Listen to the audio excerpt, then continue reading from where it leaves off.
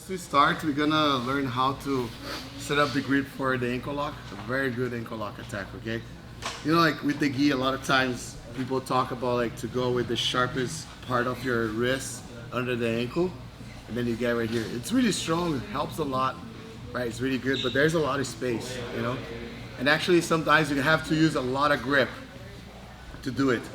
Even though like if you try to go and grab your wrist, so now you see like the blade of your forearm is no longer against the ankle, right? So then you have to go to the bicep, but then it feels weird, right?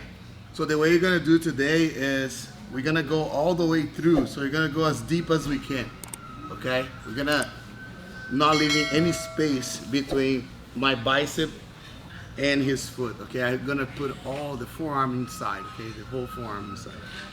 So now with this hand right here, I'm gonna control his shin. And then the other hand, I go on the forearm, okay? So don't go on the bicep, okay? You go on the forearm, right? So then I'll be here. So this hand here, actually, it's helping me to open the knee, okay? But also pushing the foot away, okay? Because I want to have my attack, okay? And I cannot expose his heel under my arm, you see that? So I want to use my hand, my left hand in this case, is pushing his foot. You see, like his heel is not getting exposed outside, okay? And what you're gonna do too is like, kind of like when you squeeze for a choke, you have to bring your traps up, like you shrug, like this, okay? At the same time you shrug, you like squeeze, okay? But now look, if I just go like this, okay, it's really hard for me to finish my opponent because his heel is exposed. You see that? His heel is under my foot, under my arm. Okay. So what I want to have here under my arm is his toenails. So if I look over my shoulder, I can see his toenails. It's not good for me, so I have to hide it. Okay. So now when I look up, I don't see the nails right here anymore, the toenails. So now I'm fine. Okay. And now look, you have to divide the heel like in 3 slices. Let's say like there's 3 fingers right here, right? The first slice, second, and then the third. So you see this last one is the only one that you want to over your rib, okay? And we learned this ankle lock with Mateus from Poland. We call it Polish ankle lock. And this is a very powerful ankle lock, okay? So you're gonna do that in the gi, right? So when you get here, you're gonna bring you see like how I put that part of his heel over my rib. You see how I hide his heel? So it's no longer exposed. I go like this, okay? So now when I squeeze, I shrug, and then now when I go for the bridge to finish the ankle lock, okay? I don't wanna finish the ankle lock just pushing his foot down, like this way, okay? I wanna push down, and the reason that I put this part of his heel against my rib, okay, is to push his foot away, okay? So it's kind of like, you feel like a little bit like an inside heel hook, but it's not like an inside heel hook, it's more like an ankle lock. So we want to submit our opponent in this part of the foot, not on this part right here on top, okay? So it's this way. So we want to push down and then outward, okay? So there's the Aoki lock, which is kind of like the same concept, right? But then you bring the whole heel over your rib and then become kind of like an inside heel hook. So this is illegal, okay?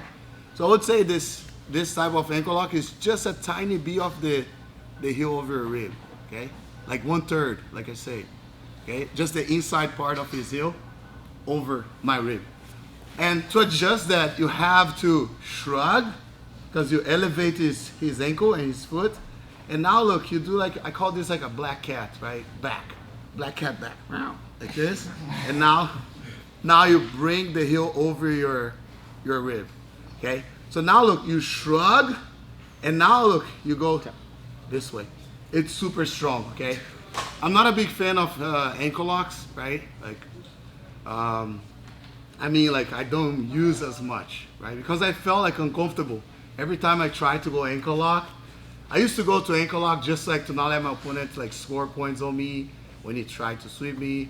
I never went to an ankle lock to submit my opponent. But then I started using this concept, and these details, I start like succeeding on the ankle lock. And I feel like, man, this is really effective. This is the best ankle lock that I ever learned, right?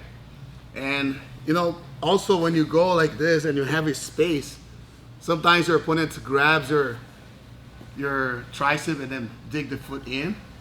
But with the grip, when you go all the way through like this, right, it's a little bit harder for him to, especially when I shrug, right? Then I go and post his heel over my rib. Now look, I open up his foot outward, okay? Down and outward, right? One thing that is very important, and this is a very good detail, you know, when I get the ankle lock, so if you see on this angle here, you see that my elbow is not aligned with my rib, with my hip flexor or my hip. So I have to align my elbow with my hip. So when my elbow is aligned with my hip, I have way more leverage, okay? So when I get here, I not only go and think about everything that I just mentioned, but also look, try to align, you see your elbow in the same line of your hip. So now look, you can go for the ankle lock. So we're gonna, I start on my knee to show you the technique, right? How to make the grip. But we're gonna be here, look. This leg, we're not gonna be outside, we're gonna be inside, okay, the bottom leg. And I have to use this foot to push his hip, okay? Right here. And then I'll get the ankle. But look, one thing that's a huge mistake here, when people do it, they go with their forearm or the entire bicep and tricep on the floor or shoulder on the mat like this, and they try to finish from here. So when you do that, it's hard for you to finish. So you stay in your elbow the whole time, okay? This foot right here, you can pass to this side first, it's okay, right? So you grab it here, do the same grip, right? And now look, you adjust, you make the black cat, you bring like just 1/3 of his heel over your rib. So now look, when I go with my shoulder on the mat, I have to go towards the diagonal because I want to open his toes outside, look. Ron is already feeling. If I pulse here and pinch my knee, look, now it's definitely super strong. You see, like, if I am here and I do this, his foot is gonna explode, okay? So by the time that my shoulder goes to the mat, he's already feeling it because I'm doing this. It's like down and outward, okay? So again, stay on your elbow, get the grip, okay? Adjust, okay? Do the black cat, bring the heel, adjust the heel over your rib, post your foot on the rib, pinch your knees, and now look. Shrug, okay? Another detail is the shrug, right? Because a lot of times people, when they go with the sharpest part of the wrist under the foot, they tell you to go like this, right? Now for this one, instead, we go like this, okay? And then adjust the heel. And this is like, I call this part of his leg, the shin, okay? I call this like a drawer. You know, like a drawer, when you open the drawer, right? So you hear like zoop, zoop, right? So this hand right here helps you to push the drawer out, right? So that way, like, you maintain the good grip. Every time you try to dig the foot inside, I open the drawer. I have to push the leg away from me, okay? So if you go like this and just keep the drawer closed, it's gonna be hard. So you push away and then you adjust. So 1/3 of his heel has to touch your rib. That's the secret, okay? Then you go down and outward. You got it? All right, let's repeat that. Let's go, 1, 2, 3.